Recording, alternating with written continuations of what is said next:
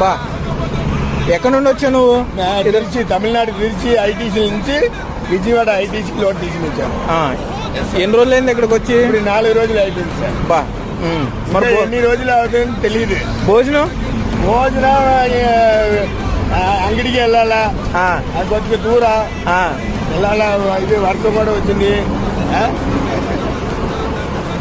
Toilet అక్కడ road side గిడి ఎక్కడ bathroom ఉంది, ఇంట్లో ఉందంటే బాత్రూమ్ ఉంది. ఇదే రోడ్ సైడ్ గిడి ఎక్కడ వెళ్తాం.